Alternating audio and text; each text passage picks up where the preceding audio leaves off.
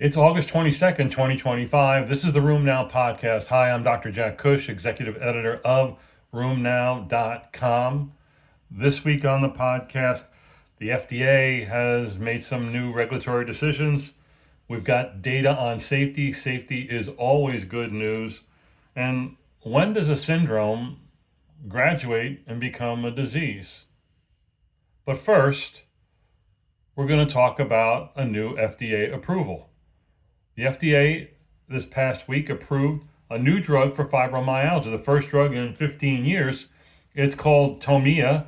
It's got a new name, but it's an old drug, cyclobenzaprine, now available as a sublingual tablet.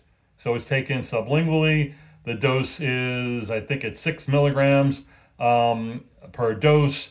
What do you need to know about this? Its new approval is based on two large phase 3 trials, 1,400 patients.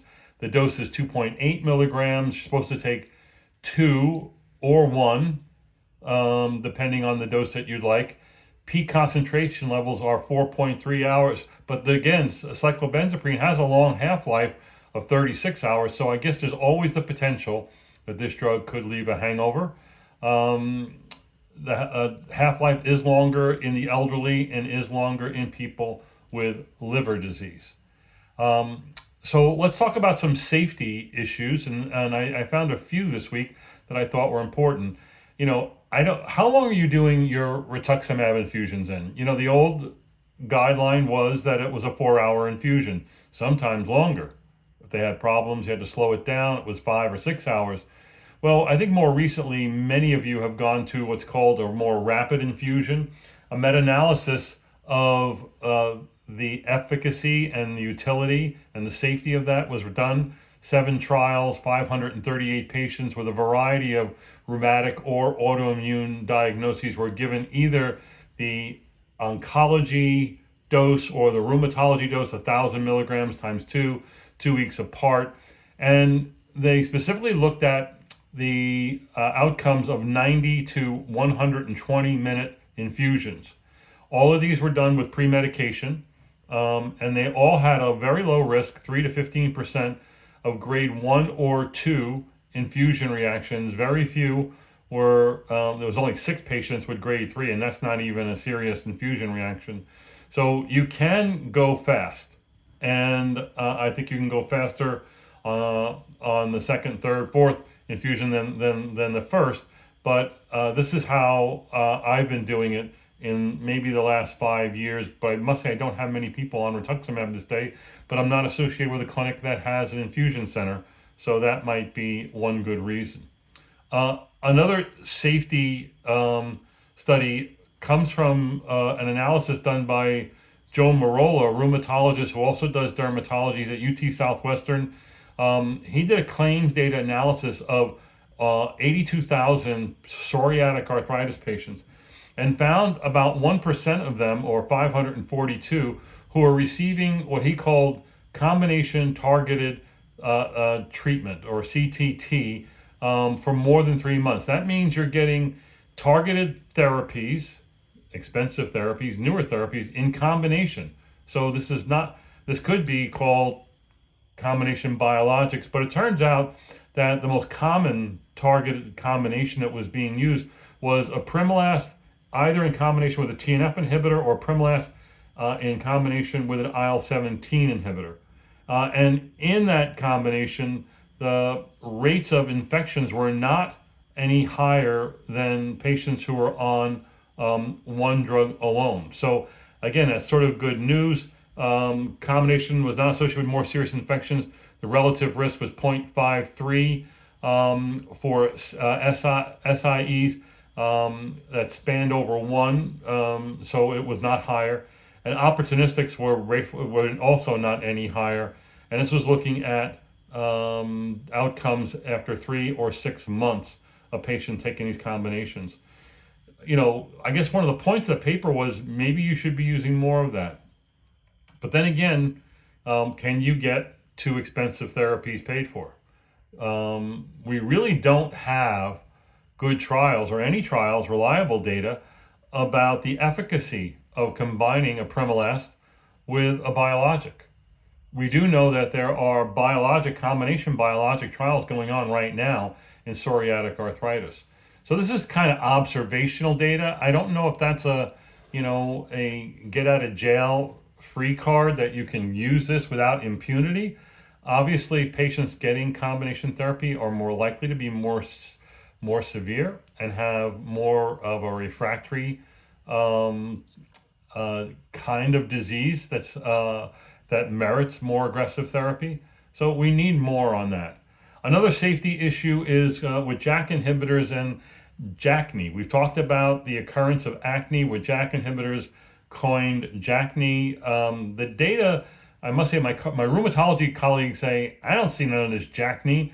And the truth is that most of the reports come from the dermatology studies where I guess they're tuned into dermatologic features and outcomes.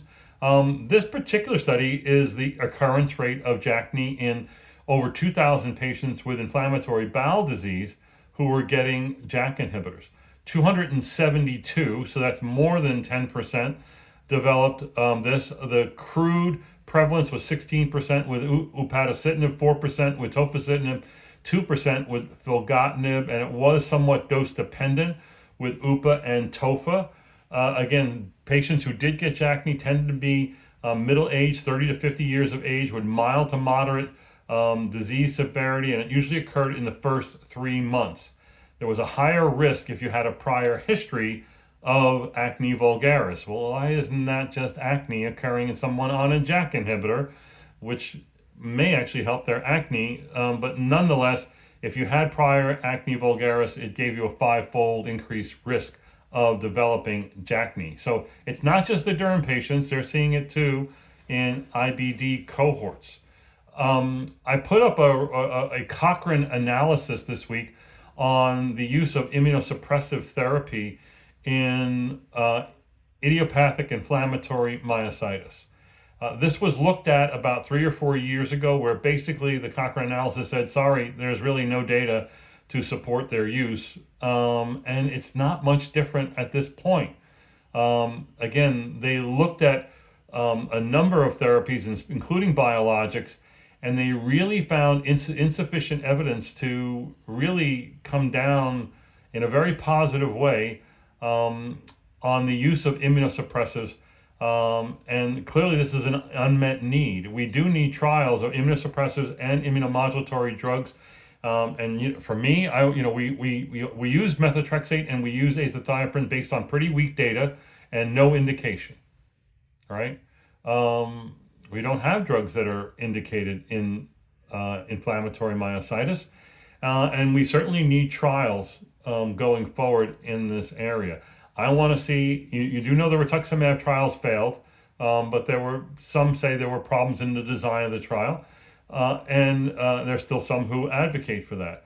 I want to see trials with leflunomide. Actually, I'm sorry, I take that back.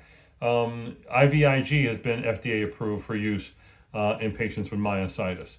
And those were well done trials. And there are trials going on with JAK inhibitors in inflammatory myositis as well. So we do need trials, and I don't think we need trial emulations or Trinetics database looks at what happens when you look at 3,000 people from EMRs from across the country. That's really made up data, in my opinion, to answer what is a serious clinical question. Data this week on the use of cognitive behavioral therapy. We've talked about that before. It really is something we should be using to manage fibromyalgia, to manage pain. This was a study looking specifically at cognitive behavioral therapy delivered via telehealth. A study of 2,300 patients with chronic musculoskeletal pain of many varieties, looking at a pain reduction of 30% or more, was achieved significantly more with this CBT compared to other forms of intervention. Basically 32% versus 21% with usual care. I thoroughly endorse this. I just wish I knew how to do it. The fact that it can be done by telehealth means that you should search for someone who does CBT, either face to face in your town, locale, or find someone that does it via telehealth. Most mental health professionals are doing a lot of telehealth since COVID, and they continue to do a lot of that. So maybe that's still a possibility for you and your patients.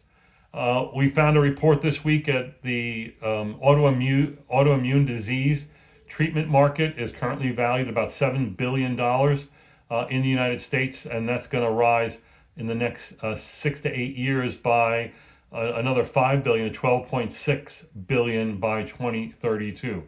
Again, you take care of a lot of very sick patients. The numbers of autoimmune patients in the population, a number of patients with autoimmune disease in the population has considerably increased over the last 2 decades.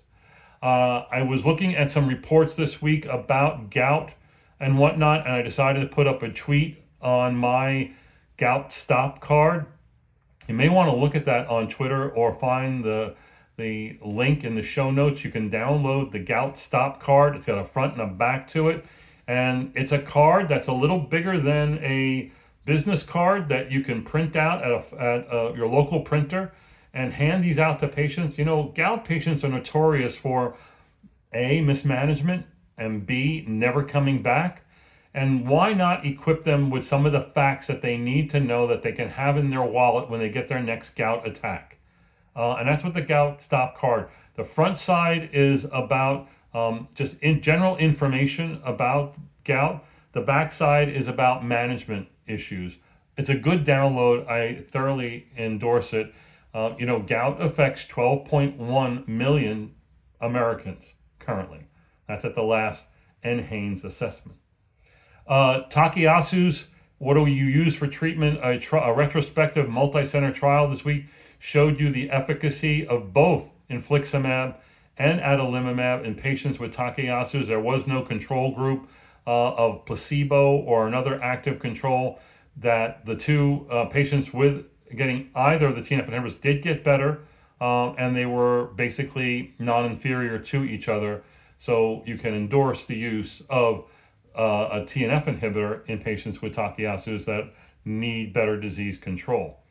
A recent study looked at the incidence of IBD. We looked at this before. How many patients with spondyloarthritis have occult IBD, and how many patients with IBD have occult SPA?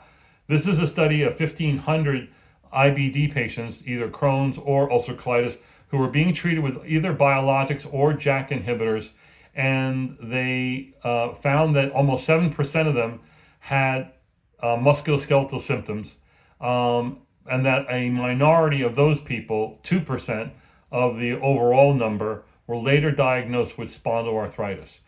So we've shown that, it's thought that IBD patients up to 20% can get arthritis of some sort. In this cohort study, it was only 7%. We do know from studies of SPA patients, and if you look hard, camera studies, colonoscopy, fecal calprotectin levels, up to 20% of them may have occult evidence of an inflammatory bowel disease. So it goes both ways. IBD you should look for or consider. SPA you should look for and consider IBD. A really good review on sleep apnea is published this week in JAMA. It reminds us that 1 billion people have obstructive sleep apnea, and it goes over in detail the management, the presentations, the management, the monitoring, and the interventions that includes positive airway pressure, CPAP machines, oral appliances, positional therapy, weight loss, important, and upper airway surgery. I can tell you weight loss that the issue there is, for your obese patients who have sleep apnea, losing 20 pounds is not going to help. The only thing that really helps our sleep apnea is major weight loss, like 20% or more. And that's certainly a greater possibility these days with the use of some of the newer drugs, including the GLP-1 agonists. So I was informed this week by friends at the Sjogren's Foundation about this nomenclature change, that there's been a shift from the term Sjogren's syndrome to Sjogren's disease. And it's well founded. The concern has been going on for years, both at the Sjogren's Foundation in the US and in international groups. An international group was started in 2 years ago, in 2022, and then in 2023 they had a meeting in Rome where they went over the terms, and led by a steering committee and a larger committee after that to test the results in a Delphi method. They did a literature search, anyway, they did voting, and they basically overwhelmingly endorsed the change from Sjogren's syndrome to Sjogren's disease. That the appropriate acronym is capital S, lowercase j, and capital D for Sjogren's disease, SJD. That you shouldn't be using the term secondary Sjogren's anymore, that you should be associated Sjogren's. That's the preferred term. So Sjogren's disease associated with whatever autoimmune disease that the patient has. And that there is no need to refer to primary or secondary. It's really not useful unless you're doing research or clinical trials where homogeneity of the population is paramount, in which case you could use the term either primary or associated instead of secondary Sjogren's disease. Write that in your diaries. This is the day that the syndrome graduated to the disease. You may know about Kawasaki's disease. It is a kid disease, but we sometimes see it in adult rheumatology. I was unaware, I don't know why it was more historic than this, but Kawasaki's disease was first described in 1967, which is relatively recent, right? And this recent article that we published or reported on talks about what happens to people who were diagnosed in that era. This is a study from Japan where they could identify patients hospitalized for cardiovascular events once they had a prior pediatric or adolescent diagnosis of Kawasaki. So this is a long-term follow-up of almost 800 hospitalizations in adults who had severe cardiovascular events years after their initial diagnosis of Kawasaki's disease. It turns out that there was a clustering of subsequent later severe cardiovascular complications, one in young adults and later a surge in the late 30s. The mean age of the overall cohort was 37 years. The cardiovascular events, 20% were acute coronary syndrome, 13% were percutaneous coronary interventions, bypass graft in 14%, and 53% with heart failure or arrhythmias. 53% heart failure or arrhythmias. This cohort, 25% were smokers, higher in those who had acute coronary syndromes. And then at discharge, 71% were on antiplatelet therapy, 25% were on anticoagulation, but only 31% were on statins. I think I'm painting a picture here. Patients that were diagnosed with Kawasaki's disease in the 60s, 70s, and 80s are now in their adult years, and we should be expecting that there might well be cardiovascular complications. And having, I think, a keen eye for this will serve your patients very, very well. Lastly, a report on, I actually did talk about this already. This was Joe Marola's safety of combination targeted therapies, and I think that that may bear mentioning a second time.